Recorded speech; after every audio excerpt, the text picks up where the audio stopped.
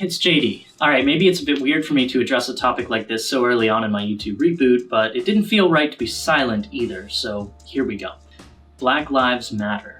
I used to think in a certain way, I used to say I don't understand, and I always said, well, all lives matter. I'd like to think I understand the point now better than I used to, and I wanted to take some time to speak to the crowd that's still scratching their heads or rolling their eyes because I was there, and I hope I can do something to explain how I got here. I'm not a big fan of beating a dead horse, so I'll just let the rest of the world have these very important discussions around current events.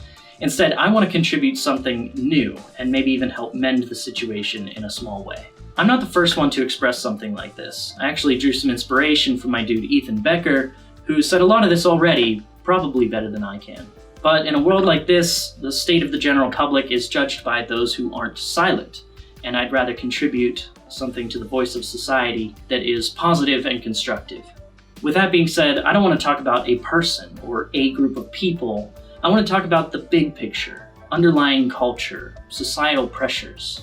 If you're white and you're watching this and you're thinking you've never had any privilege, I get it, okay? I grew up in a lower middle class household that didn't take expensive trips to Disney World like other kids in my class. We never went to the beach or bought spiffy clothes in the latest fashion. I worked as early as I could legally get a job. I took a year off after high school so I could save money to pay for my own car and my own college tuition. I worked 5 different part-time jobs, all while still going to college full-time. I was even denied scholarships and grants specifically because my skin was white. And yet, I still understand the case being made for Black oppression. Privilege is not necessarily just being handed things or offered opportunities.